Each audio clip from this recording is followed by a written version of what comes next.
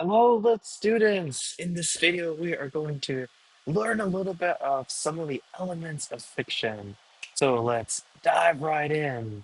This is our presentation here, Elements of Fiction, and it's a brief overview of some of the important points, things to look for as we see a work of fiction. So, the very first thing, the first element we talk about is the plot. And that's the sequence of events that develop throughout the story. And there's five essential parts. I really like looking at this little this graph here. So we start off with the exposition, and the exposition literally exposes us to the situation. Like what's happening, what's the background. So it's exposing us to the initial situation. And the interesting thing about fiction is that there's often a conflict. There's often something that the character, the protagonist, goes through, much like in real life, right? Experiences mold our mentality and behavior, right? So too in fiction. So the exposition, the first part, is what establishes and exposes us to the situation.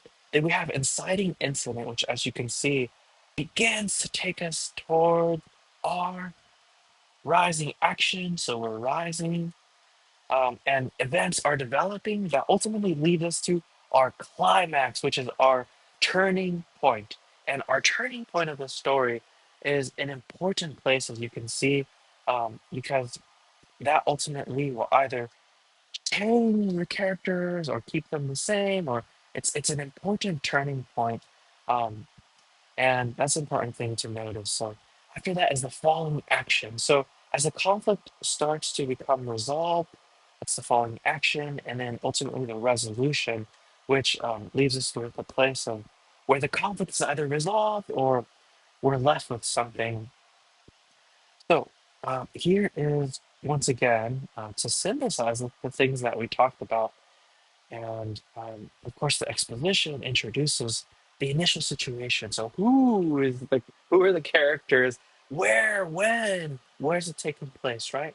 And it exposing us to the initial situation. Once again, rising action. The story is progressing towards the climax, which is the turning point, right? The climax is the turning point. So where the main conflict reaches its peak, it's the turning point. And the following action, once again, as the climax begins to resolve or the conflict, right? And the resolution, once again, how the story ends. Oftentimes the conflict is resolved, or if it's not, it's the place where we're left with something. Many times the way something ends has a lot to say with the ultimate message that the writer leaves us with, right? So those are our plot points. So the next thing we talk about is point of view, which I know we talked about in last time's lesson. But a point of view is the lens from which the story is told. Just as a reminder, first person is a lot of times the narrator might be involved in the story, and the narrator will use pronouns such as I, me, my, we. So including themselves as a participant, right? It's first person point of view. Second person point of view, the narrator is addressing the reader. So we'll use pronouns as you, your, yours, and I like when that happens. A lot of times, narrators address the reader directly, which is what we have with second person.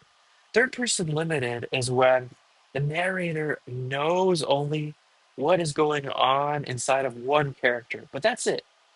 That's why it's limited. So if you remember from last time in lesson, we talked about when they were using verbs like John seemed sad. So we don't know if John is sad, but or should we say something like uh, Mary was happy? We know definitively one character, right? So that's third person limited. Third person omniscient is all knowing. So the narrator knows what every character is thinking and feeling, and that's one thing to remember. So third person limited and omniscient. The next one, the setting, of course, is where a story is taking place, when it's taking place, what's the time period, what's the historical moment, what's happening socially, historically, so on and so forth, right? So that is what we have with our uh, time, right? We have where is it happening? Even like things like what's the weather, what's happening socially. And interestingly enough, part of setting is also mood. So you know how painters have color tones to work with that make us feel a certain way and elicit a particular mood.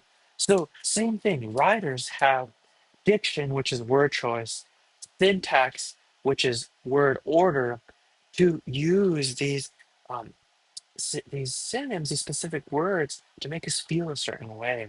So mood. So time, place, and mood is setting. When we're talking about the character, so the protagonist is the main character in the story. The protagonist often is the one that um, develops throughout and leads us with, the takeaway message. This is the main character in the story. The antagonist is opposed to the protagonist. So they are against the ultimate mission of the protagonist. So oftentimes we think of them as the bad guy, right? Um, so with the characters, let's talk about with the protagonist, for example. Let's say we can have a round character, which is just like when you have a friend. You know your friend well. You know what triggers them, what makes them happy, gets them excited, what their fears are, what their hopes are, dreams. So when we are given all this information, that's a round character. The character is fully developed, much like as we know a person, right? But a flat character is just a caricature of a character. So like if you know someone in theory, like you don't really know someone, just few things here and there, just a caricature. A lot of times, um, if a character is flat, then not much detail is given about them. They're not really developed. We just know a few things here and there. Just it's just a little things about them, right? And not fully developed like the round character. Now, we were talking about the climax, right? And the plot, how that's the biggest moment of conflict, the turning point, right? And that conflict can either change a person or not. When the character undergoes a change, it's called a dynamic character. So we're talking about the protagonist. When they're undergoing conflict, if it changes them inside, it offers them a paradigm shift where they ultimately change, and that's a dynamic character. But static characters is despite the problems, despite whatever conflict they go through, they stay the same. That's a static character. So we have these are our things. So a round is fully developed. A flat character is not developed.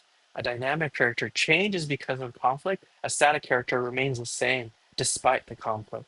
And we're talking about conflict, and we have in fiction internal struggle, external struggle. And here's some examples.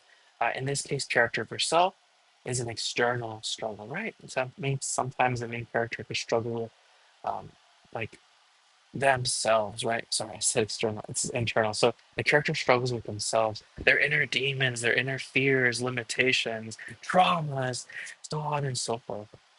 Character versus character is external, right? Is when there are others who are opposing the main character's vision or mission, what it is that they want to do, or opposed to them. So character versus character. Character versus nature. This is really interesting. Many times we have seen these ideas in Disney of nature being this like ideal and peaceful place, but there are certain texts, like for example, Jack London's Call of the Wild, where nature is wild. Nature is can be savage.